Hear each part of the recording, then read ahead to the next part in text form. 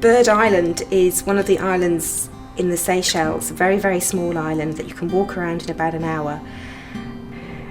And it's a place with such happy memories that I take it wherever I go. And it's a place where ultimately my ashes will be spread, so I will go back to a place that I hold so dearly.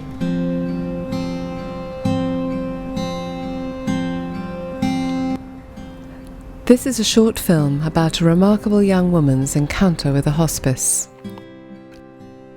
Linda Hopkin was living in the Seychelles, where she had a successful career as a financial controller of a seafood company.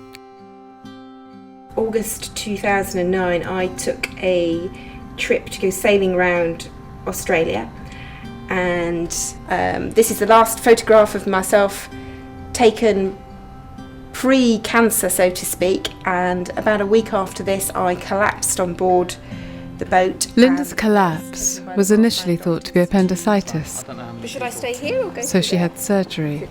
But on her return to the UK, she collapsed again.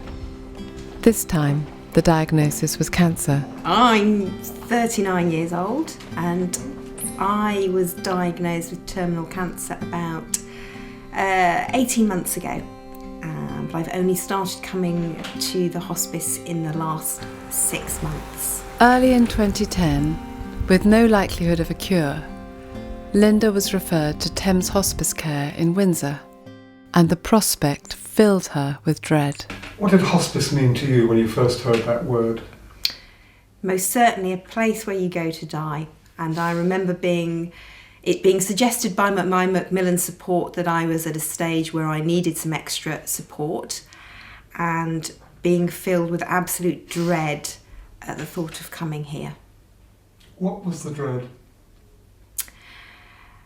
About losing my independence, about being in a place where what I perceived might be similar to a hospital, where people might not necessarily be friendly to me, the food might not be nice, I wouldn't feel comfortable, I wouldn't feel as I did at home. 21st of November 2011. Who would believe it's been almost 2 years since the whole journey began? In that time I've lost a lot. Most of my liver. Linda's some of my first bowel, stay at weight, Thames Hospice Care energy, was the opposite of what memory, she'd expected. at times my dignity. Instead of death, she found life, That had fish eggs on it. and a way of coming to terms with the situation she now found herself in. But I've gained so much more. A new set of amazing friends and carers, a different outlook on what are the important things in life. Here, all the worries are taken away from you, both from the perspective of if anything happens medically, like my temperature should suddenly shoot up. I had a fever on Friday night, and I felt okay because I knew I was in safe hands. It didn't matter that I was showing physical symptoms. I knew I didn't have to worry because they would take care of me. But there's just this feel of being absolutely 100% relaxed and not stressed. I have found a peace being here. Stuffed pepper on My it. favourite. Yeah. There you go.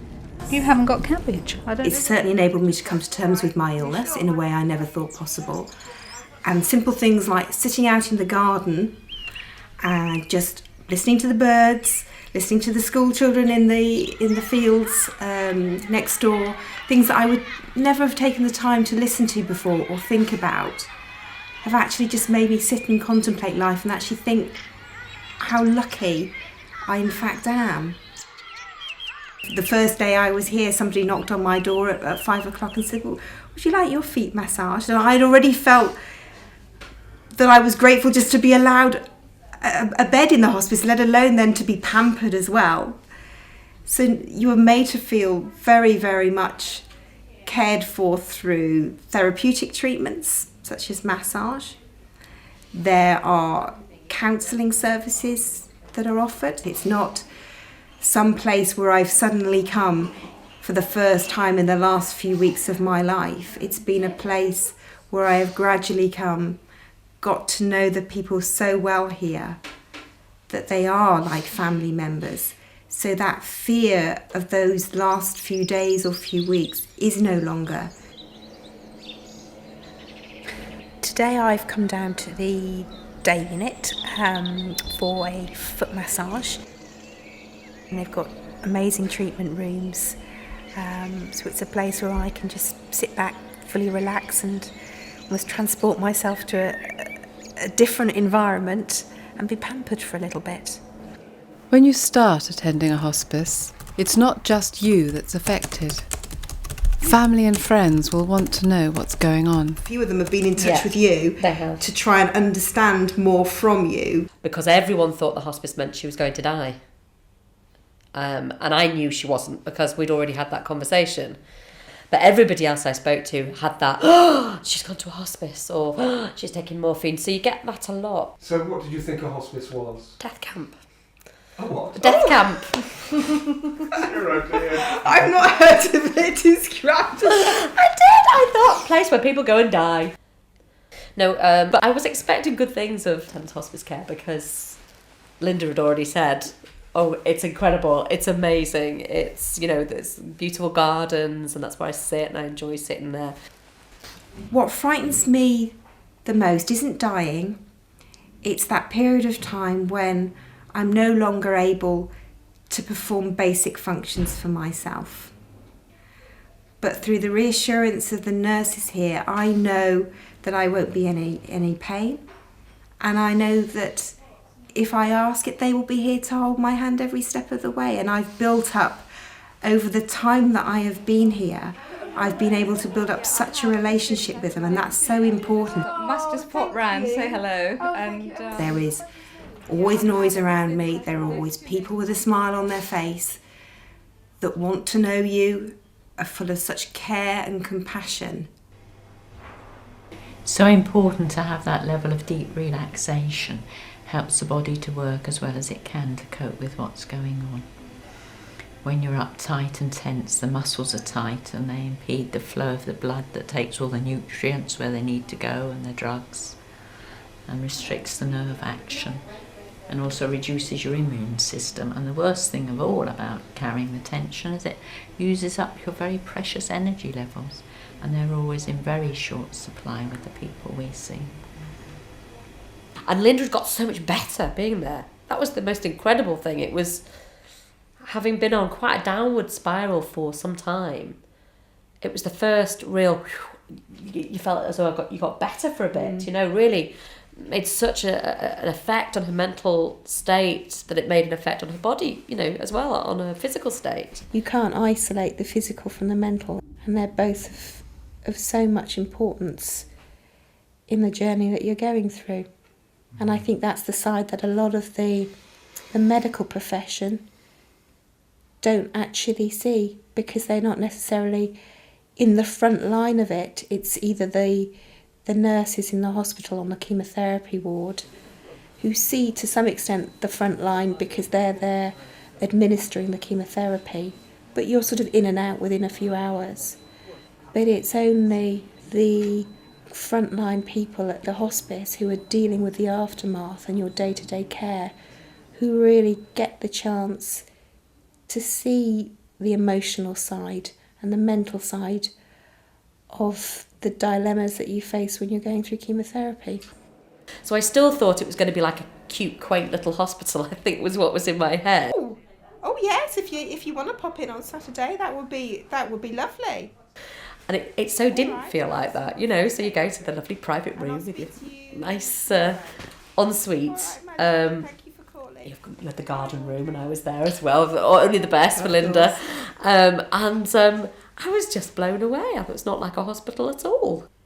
And the food, you know, that is a part of care too. When Linda is at the hospice, I know that the whole of Linda is cared for and loved.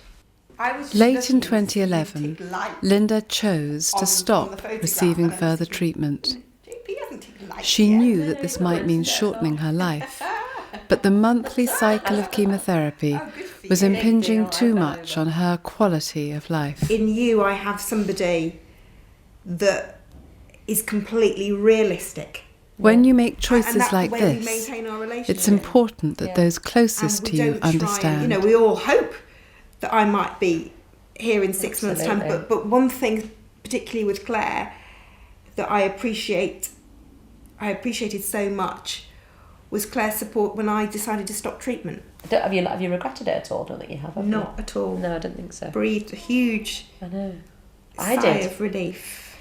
And you're actually the only person that has thought beyond her own selfishness in terms of just want to keep Linda going as long as possible.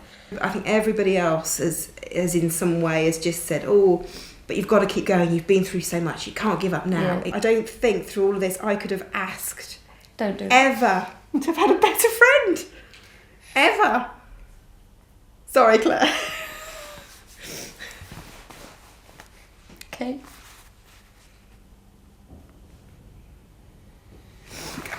Oh. When people can say, is there anything else that can be done? And there is another treatment that we could go with that may extend your life by a couple more months, but it comes to the point where you reach a stage in your life or within that you've had enough of putting your body physically through the continual turmoil and you just want to be left alone. It wasn't just friends and family who questioned Linda's decision to stop treatment. It was also the health professionals who had been doing so much to prolong her life. At the beginning of this year, I had a session with my oncologist and put my opinion to him. And he was completely taken aback because he said that I had never given him the impression until now that I might possibly want to stop treatment, that most people, particularly at such a young age, would bite his hand off for the chance of an extra 6 months of life. And I felt terrible. I felt I had let him down. And I almost felt that I should carry on because it was something that was important to him and I didn't want to let the medical profession down who had fought so hard to keep me going. So that's great. So the liver has improved, which fits with your liver function, the tumour markers, everything. Yeah. But they're saying that the lungs have gone... So yes, I hadn't complained of the side effects of chemotherapy. That's not because there weren't any. That's just because I got on and dealt with them and didn't want to make a fuss. It had taken nearly a year for Linda to make up her mind to stop treatment. The fatigue had finally become too much for her. The decision was not an easy one. And what's happened to your weight? Well, I'm torn between, on the one hand, just wanting to get on with it. Sure. And saying, well, I'm here now. I understand. Let's get on and have it. But if it is treatment related, I don't want you feeling even But worse. no, I'm saying what I wouldn't want to do now is go home and literally the treatment to kill me because it's too much. Do you see what I mean? At first, it was suggested that Linda take a break from treatment and resume it when she felt stronger. If your quality of life is going to be bad and we gave you the treatment this week, we would regret it. Yeah. Okay. And that could be up to another 4 weeks. So I think it's better to get you stronger first, get you a little bit on the recovery phase, and then say, okay, we're doing well otherwise on all the blood markers, etc. Let's move forward. So even an uptick next week, I would be happy to go ahead because the treatment takes about 7 days to kick in anyway. Yes. So you'll have another week of recovery after the treatment. Yeah. Okay. And if you're not feeling better next week, then we have to rethink this sort of whole strategy again, whether we're giving you too much drug. But obviously, I'd prefer you to be on the road to recovery. Yeah. Okay, I had no partner, I had no children, so an extra 6 months to me wasn't necessarily going to mean an extended quality of life for me. So it becomes this whole issue, what is quality of life? And I think an oncologist may well have a different perception of that to somebody such as a Macmillan worker or somebody here at the hospice. And it's taken a lot for me to actually sit down and actually say, no, now enough is enough. Because there has always been that feeling of not wanting to disappoint anybody, particularly somebody that has fought to try and save my life. I have been quite lucky that a lot of focus and attention has been given to me by the medical profession. And I do feel grateful for that, and I have to keep reminding myself of that. Yes, in hindsight, when I see my oncologist now, he says, well, maybe we could have done this operation first or that operation first, but we will never know. All I know is that he has done his utmost to help extend my life and give me further quality of life, and I'm grateful for him for that. And at the end of the day, we will never know, but it doesn't matter. To me, it doesn't matter. Beautiful. I know, so nice. I'm letting it cool off a little bit and then I'm going to... Thank you, Lynn. I remember first coming here and being told, you know, there is no expectation that I can be cured, but they can certainly make my life a better place in the time that I do have left.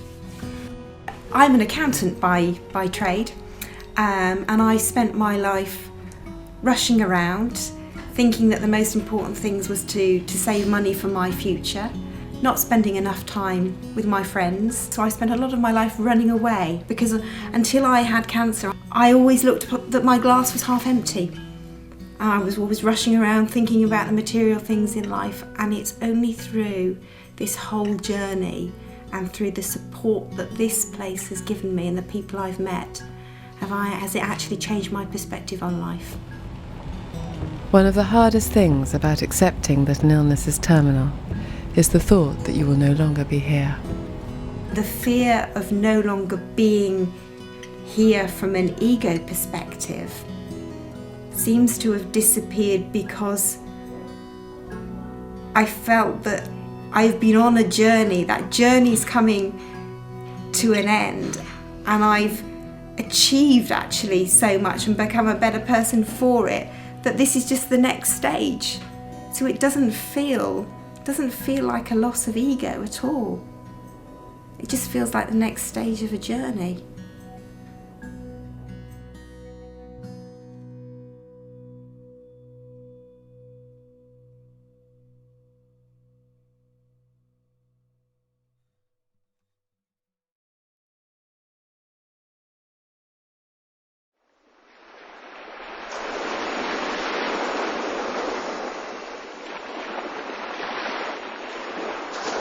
Like all independent hospices, Thames Hospice Care relies mainly on public donations to help people like Linda and others who are in need of hospice care.